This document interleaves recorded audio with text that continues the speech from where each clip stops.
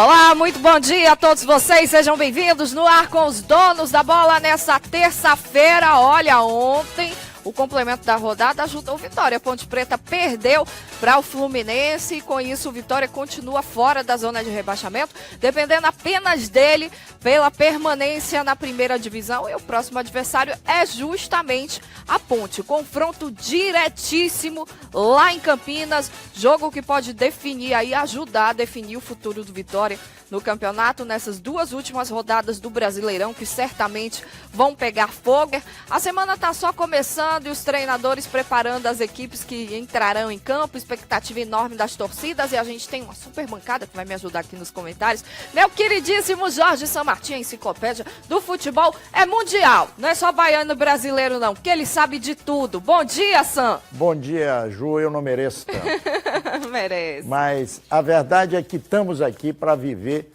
nesse final de semana, grandes emoções. Tomara que o Vitória não negue fogo, como tem acontecido, e que o Bahia, todo mundo esperava o Bahia, 46 pontos e tal, o Bahia já tem 49. E agora, num projeto ambicioso, está pretendendo chegar na faixa de Libertadores, que pode sim acontecer. É só esperar e aguardar os resultados das duas próximas rodadas. Isso aí, é um sonho real. Rodrigo Araújo, bom dia para você, meu querido. Bom dia, Ju. Prazer estar nos Donos da Bola. Uma semana importante, principalmente para o Vitória. Pelo retrospecto que o Vitória tem fora de casa, é possível acreditar que o rubro-negro possa vencer a Ponte Preta. Fecha o trio hoje, meu amigo Reinaldo Oliveira. Bom dia. Bom dia, Ju. Poderia estar melhor, né, se o Vitória correspondesse, fizesse a sua parte. Esse é o Vitória que gosta de fazer o torcedor sofrer nas rodadas finais. E se complica, né? Totalmente. E pede para se complicar jogando em casa. Mas vamos lá, a gente está acreditando. A Ponte Preta venceu o jogo ontem, como eu já... perdeu o jogo ontem, como eu já falei na abertura do programa. Isso ajudou o Vitória, porque se a Ponte ganha, passaria e colocaria o Vitória na zona de rebaixamento. Então agora, foco total para o jogo contra a Macaca em Campinas. Alívio só veio ontem. O Fluminense venceu a Ponte Preta e manteve o time paulista na zona do rebaixamento. A situação é a seguinte: o Vitória ficou 1 ponto à frente do Z4. Continua só dependendo dele. O próximo jogo é aquele que a gente chama de 6 pontos. Mais que isso, é decisão. O rubro-negro enfrenta a Ponte Preta com clima de final de campeonato. Segundo a Universidade Federal de Minas Gerais, o Vitória tem 37% de risco de rebaixamento. Para se livrar do risco, neste domingo, o time precisa vencer a Ponte e secar Sport e Avaí. O time paulista traz boas recordações. O rubro-negro só venceu 3 jogos em casa. Um deles justamente contra a Ponte Preta, 3-1, com 2 gols de Trellis. O jogo agora é em Campinas, fora de casa. O time baiano costuma ir bem. Desde que Mancini chegou, a equipe só perdeu um jogo longe de Salvador. E como visitante, a outra derrota foi no Clássico Bavi. Para o jogo deste fim de semana, Kaique Sá, que estava suspenso, retorna à equipe.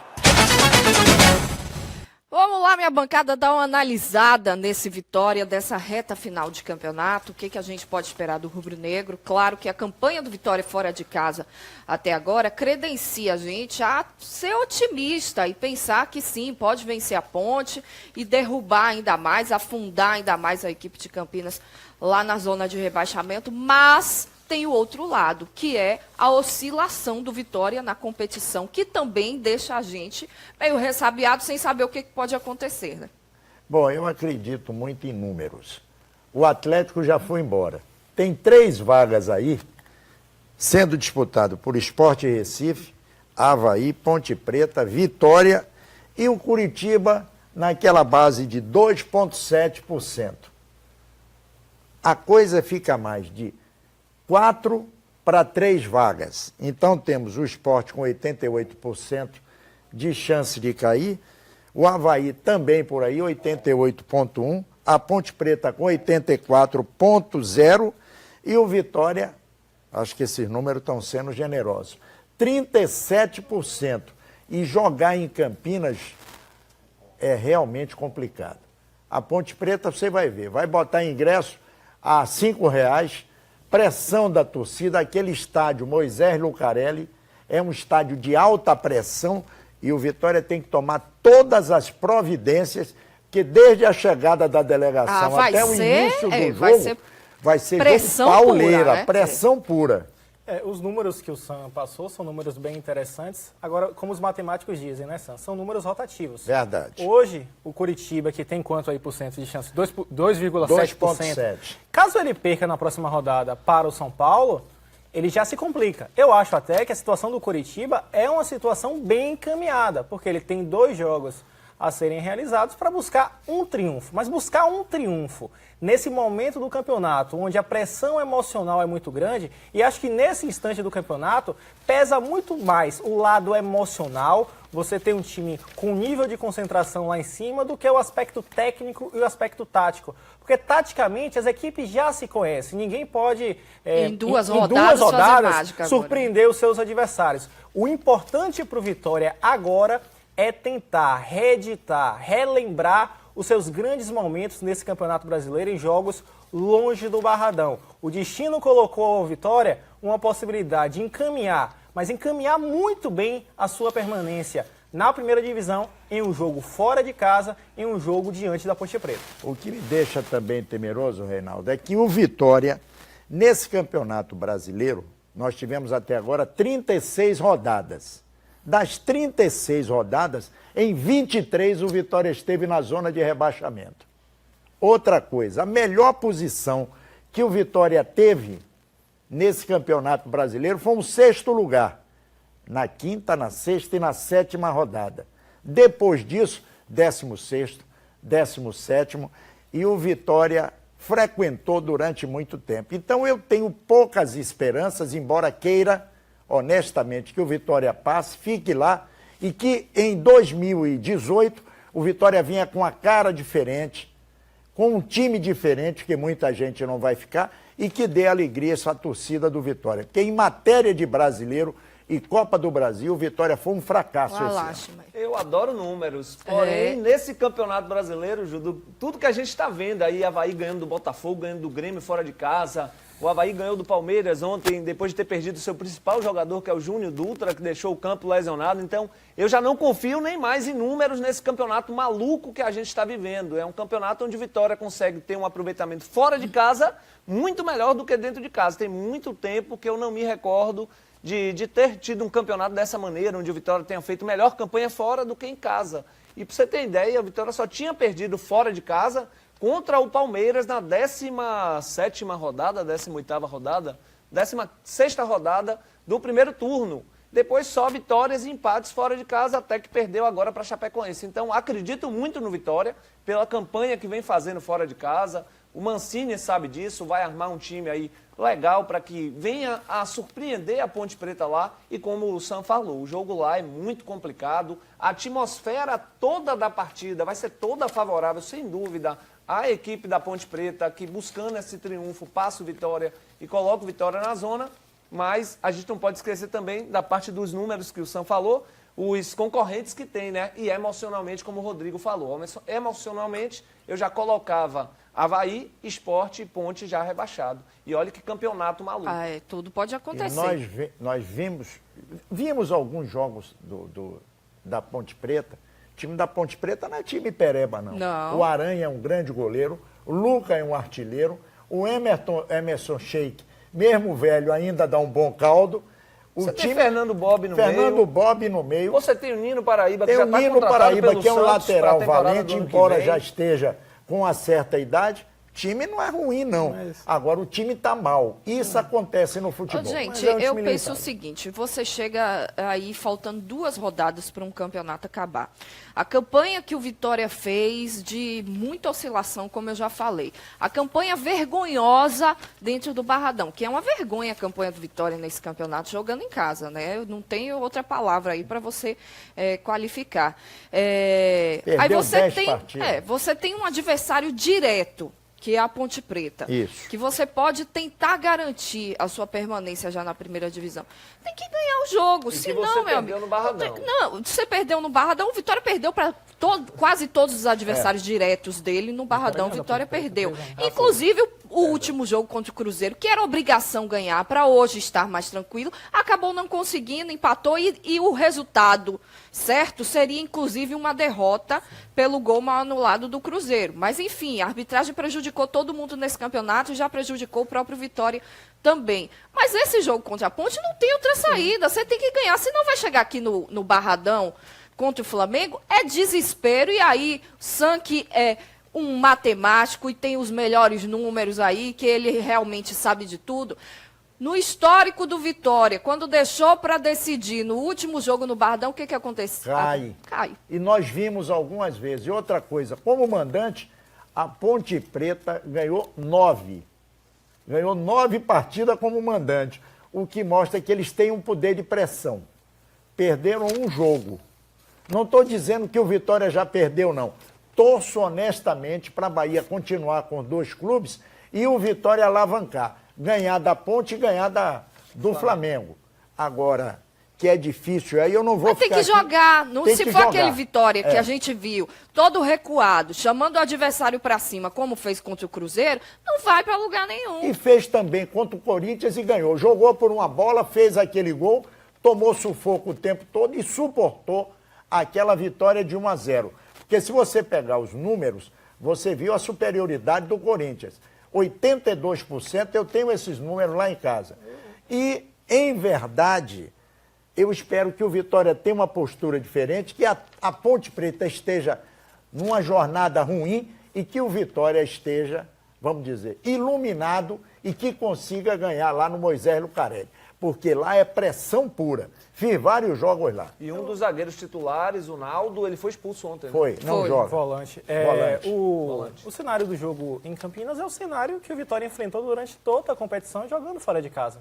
Jogos difíceis, você jogar na Arena do Corinthians não é fácil, lotada. Verdade. Você jogar no Ninho do Urubu, quando o Vitória jogou e venceu o Flamengo, o time do Vitória é um time experiente, está acostumado com pressão, com intimidação. Não é isso que vai determinar o resultado final do jogo. Eu não estou dizendo aqui que isso não influencia, principalmente a pressão em cima da arbitragem, a gente sabe como isso acontece.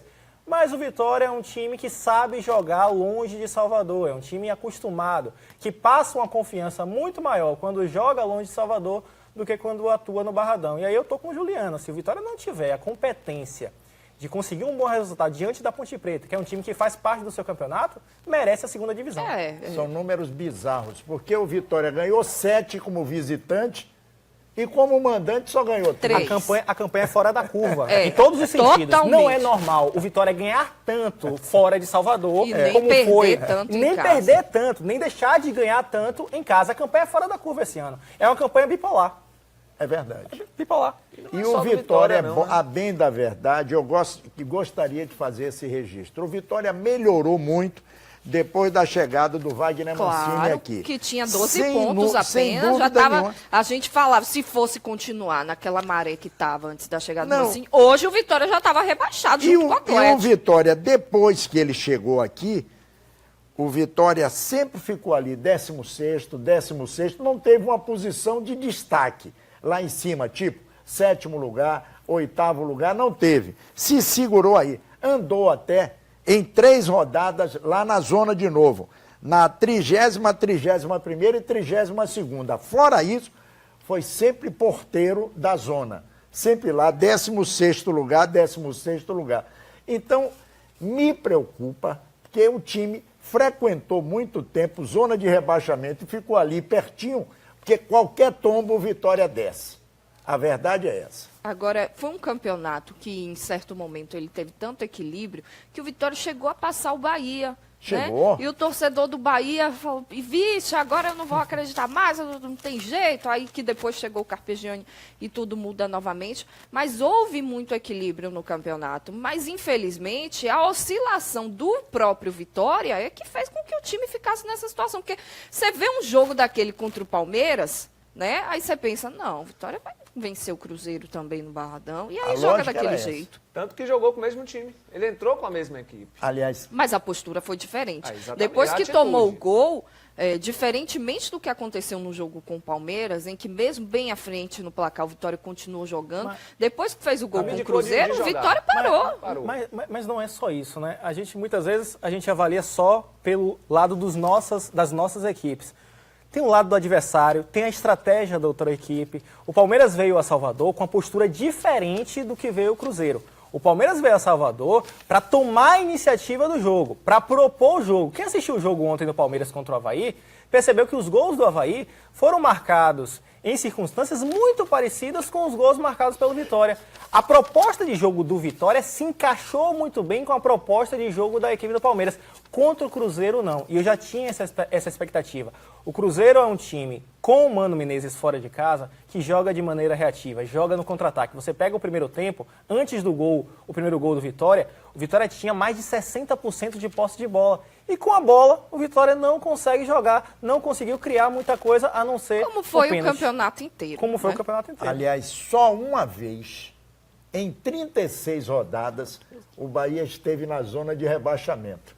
E isso aconteceu na 10ª rodada, quando ele foi 17º colocado. No mais, o Bahia, em 35 rodadas, ele sempre esteve lá, ali, e teve destaque, inclusive sendo 6º colocado, na 5ª, na 6ª, na 7ª, e agora, recentemente, o Bahia, de novo, chegou a uma posição boa, depois de ficar ali batendo em zona porteiro, 15º e tudo, mas ele embalou o 9º lugar e ficou por aí. Agora é 10º, mas ficou 3 rodadas seguidas como 9º colocado. O que quer dizer, numericamente, a campanha do Bahia é bem superior à do Vitória. Claro, está mostrando isso na tabela. Reinaldo, o problema político do Vitória pode voltar à tona aí? Ivan de Almeida pode renunciar ou pode acontecer algo nessa Assembleia que mesmo que ele não renuncie, ele saia do clube e aí vai ter eleição novamente? Enfim, bastidores A movimentados. confusão está armada novamente, né? Igual do final do ano passado. Só que dessa vez ainda pior, porque o Vitória não tem dinheiro em caixa. Esse é o principal problema do clube. E tá essa discussão. Ivan vai renunciar? Ivan não vai renunciar? Ontem pela manhã chegou a notícia de que o Ivan iria renunciar. Aí chega à noite, ele já dá uma declaração a uma outra emissora dizendo que ele não iria renunciar. Então a gente não sabe o que é que vai acontecer nessa GE que vai acontecer no próximo sábado. O que a gente sabe é que na quinta-feira, se eu não me engano, dia 23, vai ter uma reunião de sócios que não vai ser nada com essa diretoria, mas já vão estar tentando articular a saída de Ivan de Almeida. E eu acho que não é por esse lado. O que me chama a atenção na política do Vitória é que o Vitória há muito tempo não tem um presidente, Sam, que termina o seu mandato. Qual foi o último? Raimundo Viana, que pegou o Raimundo tampão. Pegou e de continua. Carlos Falcão. Eu acho que foi Alex Portela o último que completou. Foi, Alex Portela. Isso é preocupante institucionalmente. É um clube que não, os presidentes, os mandatários que estão assumindo, não conseguem ter um encerramento do seu mandato. Eu aqui com isso não estou defendendo os mandatários que passaram pelo Vitória, mas mostra que as escolhas do Vitória, dos sócios do Vitória, dos conselheiros do Vitória, estão sendo escolhas equivocadas. Eu acho o seguinte, primeiro, isso que aconteceu no Vitória foi uma coisa surreal. Eu acho que tem que parar para zerar depois.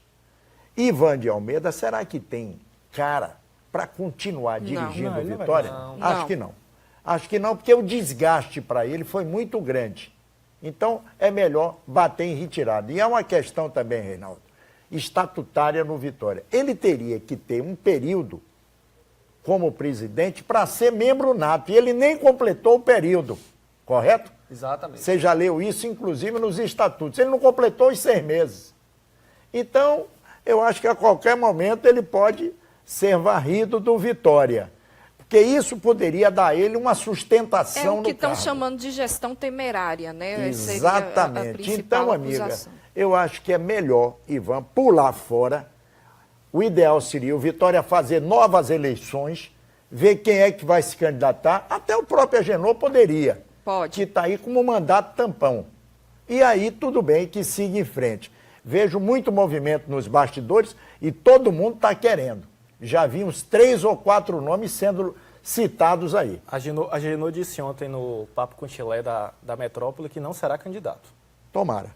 Então, ele saindo, aí tem que ficar uma briga para outros aí que já estão articulando, né? Que isso não influencie só pra deixar diretamente claro, na situação ao do torcedor, time. essa AGE que vai acontecer no sábado, não vai ser para decidir se vai ter eleição direta ou não. Vão verificar as contas do clube, vão verificar também os problemas internos, para aí sim, se tiver alguma coisa irregular, ter eleições diretas, já é o que manda o novo estatuto que foi assinado agora em abril. Com portões abertos ou portões fechados? Estamos querendo buscar essa informação ainda, Sam. Não tenho essa informação porque ainda. às vezes os caras fazem com deve ser fechado, portões fechados.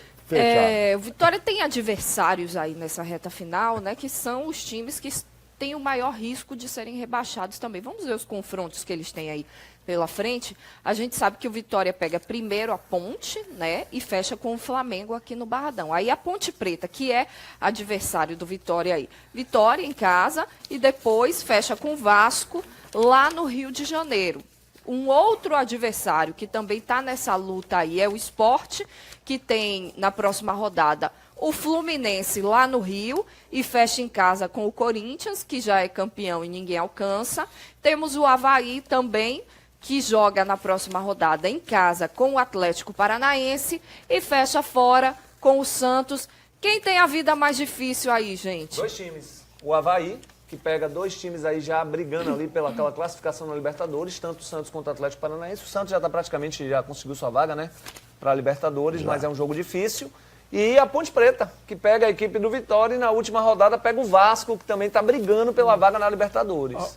Olha, Reinaldo, eu não consigo, sinceramente, apontar um time que tenha a vida mais difícil, porque é um campeonato muito equilibrado, de muitos resultados surpreendentes. Eu, por exemplo, se a gente pegar a tabela do Avaí, você imaginaria que o Avaí conseguiria empatar com o Cruzeiro no Mineirão e vencer o Palmeiras na ressacada? Em circunstâncias normais, o Avaí não conseguiria isso, pelo time que tem, pelas suas limitações, mas conseguiu nas últimas 2 rodadas fazer 4 pontos.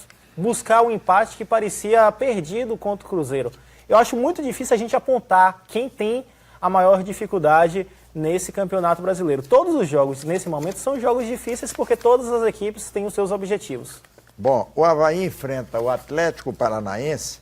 De férias, praticamente. Exatamente. E pega o Santos na Vila Belmiro. Situação difícil. Como a Ponte Preta, você já falou aí sobre os 2 jogos, Vitória e Vasco. Quem também não vai ter vida fácil é o Sport Recife, em tempo. Esse jogo, Fluminense e Sport, está marcado para sábado.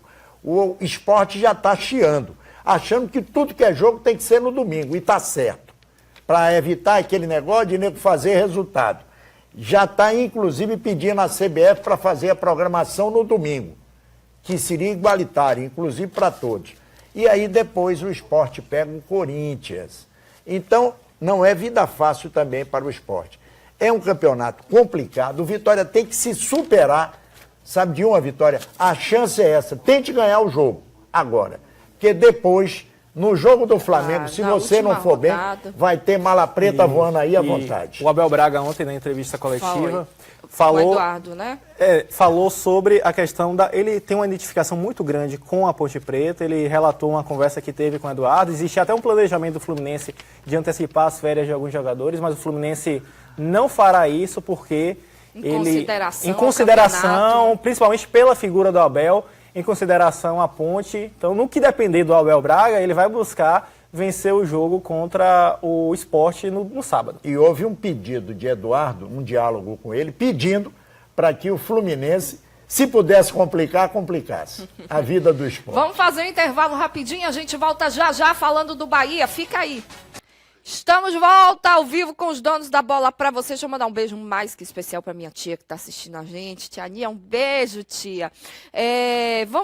Vamos chamar o que agora, Bela Fene? Se eu escutasse, seria ótimo. Eu giro pelo mundo?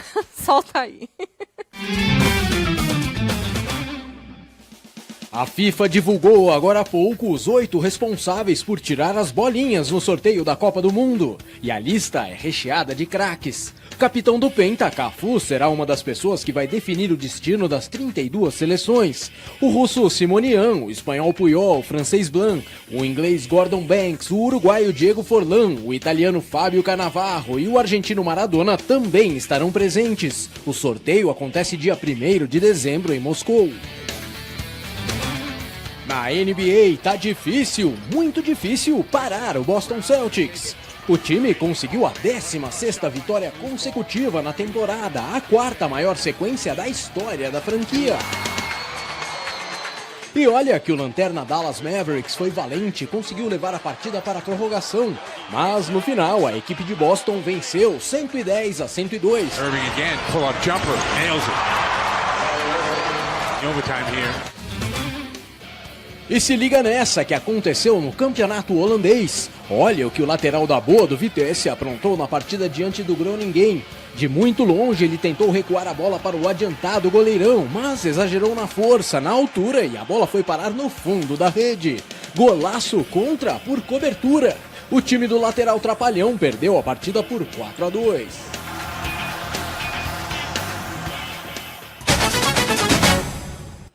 Se isso vira moda, põe de novo aí. Vocês já viram um recuo desse, gente? Então, ele tá brigado com esse goleiro, eu tenho certeza. Ó. Olha o recuo que ele vai dar pro goleiro. Muito amigo, né? Fez um golaço! Pegou o goleiro adiantado e mandou pra ele. Isso aí é trairagem. Tanto lugar pra ele chutar, né? Pro lado, pro outro. Não. Pra dar um toquinho rasteiro pra qualquer lugar. Se ele tentasse fazer um gol assim no adversário, ele não ia conseguir. Impressionante. Fez um golaço. Muito bom, muito bom. Ó, vai ter Champions League amanhã na tela da Band. Inclusive, ó, de novo, beleza, o goleiro queria matar ele, e com razão. Não teremos Band Cidade amanhã, jogaço de bola, Juve e Barça, e os times estão se preparando aí para Champions, né? Classificado por antecipação no grupo F, o Manchester City recebe o lanterna Feyenoord. E os torcedores que querem ver Gabriel Jesus e Agüero juntos no ataque, o técnico Pep Guardiola tratou de dar um banho de água fria neles. For me, so tough. Leave or Gabriel or Sergio out. So tough. O treinador disse que montou a equipe para jogar com apenas um centroavante. E por isso é uma decisão muito difícil deixar um dos dois de fora. Essa é a ideia para o restante da temporada. Mas para ele, ambos merecem jogar e devem estar preparados no banco de reservas para entrar a qualquer momento e tentar resolver as partidas. Ready and prepare well to win a decision, especially